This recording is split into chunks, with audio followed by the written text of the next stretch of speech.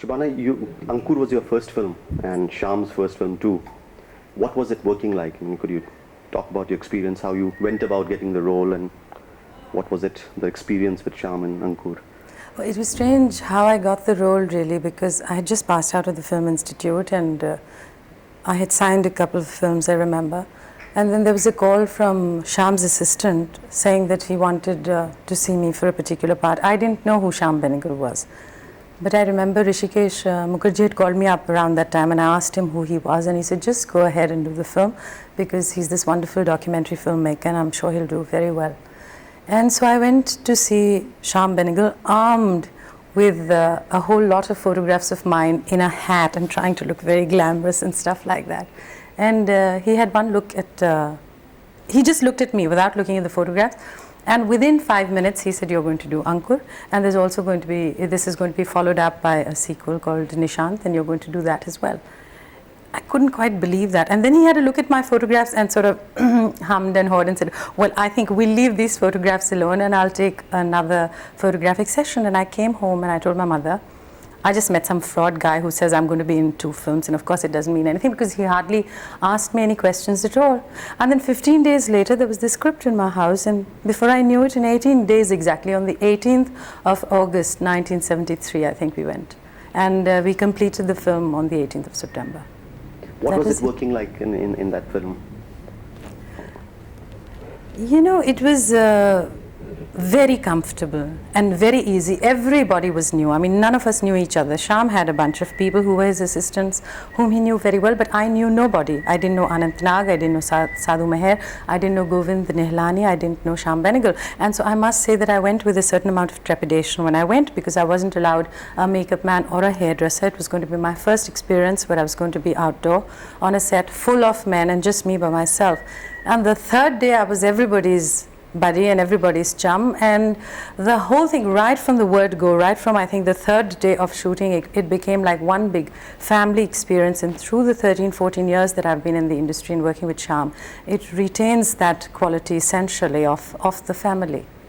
We'll come back to the family later, but at the moment could you talk about you know, a particular scene, how you prepared for it or how Shyam prepared you for it? And this is that scene, Ankur, where you break down, you know, that emotional breakdown you have towards the end of the film.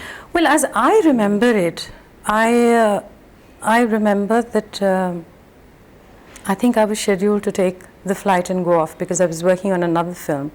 And it was all very tense because we were getting delayed, and I just went through what is called an actor's block. Because all along I knew that this was my important scene and everything depended on that scene. And at the time that I was supposed to perform it, I went into a complete blank and I would feel absolutely no emotion at all. And I thought this was it. I mean, this is just gone. And Shyam saw me, and he saw me in that state, and he said, you can just go and take some time. He got Govind to set the camera completely. And I just sat there absolutely cold, and I said, I can't do it because I feel absolutely nothing. And I'd done it in my mind several times, and it had hit me each time, and it was strange that this had happened. And he just came to me, and he didn't speak about this particular scene at all. He said, he started talking to me, I remember, about a Bangladesh refugee. And I had seen that film, I think it was Sukhdev's film or something like that. And he just started talking to me about her. As I'm telling you this, I'm getting goose flesh. And I remember being very, very moved by it. And he saw me and he said, all right, she's ready. And he just took me in front of the camera, and that's how it worked. So I think really that it was just Shyam Benegal's ability to see that I was in a state of tension, to allow that tension to disappear entirely, to take away the actor's block. I think that is one of the strongest things that a director can do, to take away the actor's block rather than just wait endlessly for the actor to do his own bit. And he just got me there, had me absolutely ready, and he's responsible for it. In fact, he's responsible for at least 80% of Ankur's performance, because I don't think I would have managed it on my own. Talking about his style of direction, I mean, where do you think he really differs from some of the other big names that you have worked with? See, firstly, I think Shyam as a person, as a human being, is very interested in human beings. He's got a mad curiosity about everybody. He knows everything about everybody. When in the morning you go with him on location, he's asking questions. No, when he goes on location, then he's either preparing the scene or he's reading the newspaper. So nobody talks to him too much at that time because he's sort of gathering himself together. But after a hard day's work, we all come back, particularly during Ankur.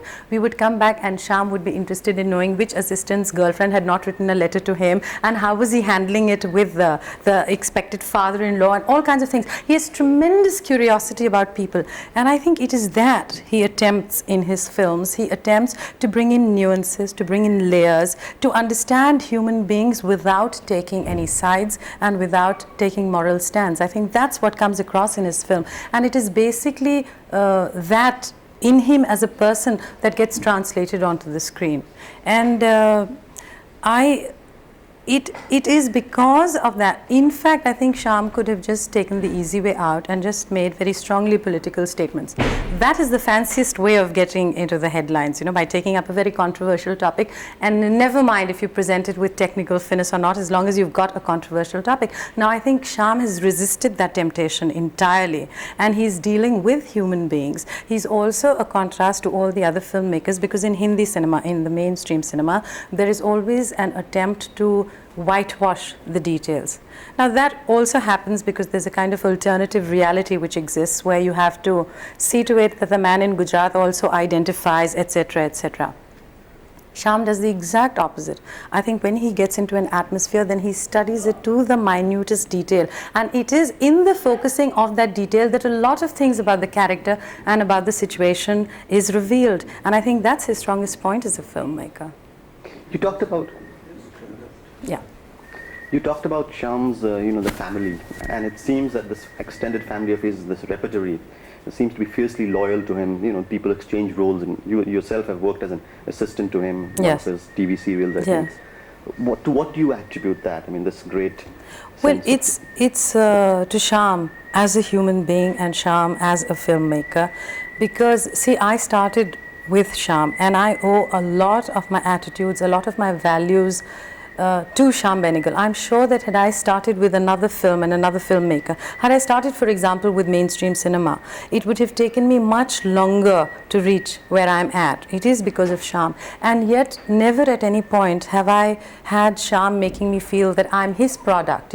I'm always willing to own that up, and he always says, no, it's you. He has this ability to treat me like a colleague, continues to do so to this day, and is very, very caring, because if he sees my film in another film, made by another filmmaker, and if he likes it, he calls up, and if I'm not at home, he just leaves a message saying that I liked her work.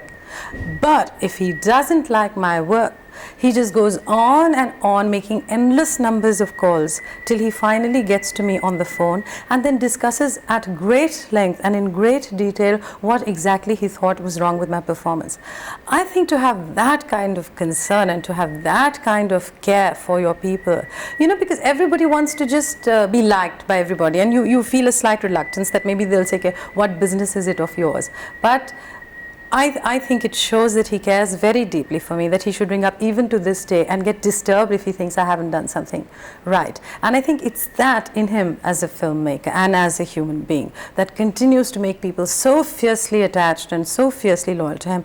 And I would do anything in a Shyam Benegal film. I mean, I would do a very small part.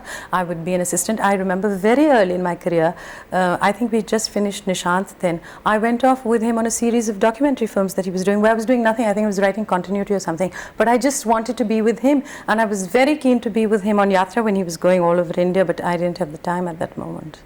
Yeah. I don't know.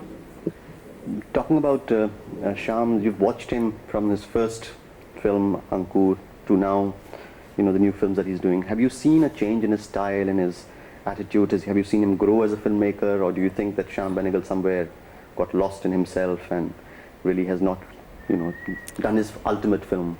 See, I think Shyam Benegal is one of the finest filmmakers in India, and I see that there has definitely been a shift from Ankur to his later films. And I think what Shyam is really exploring is to free himself of the narrative and free himself of the plot.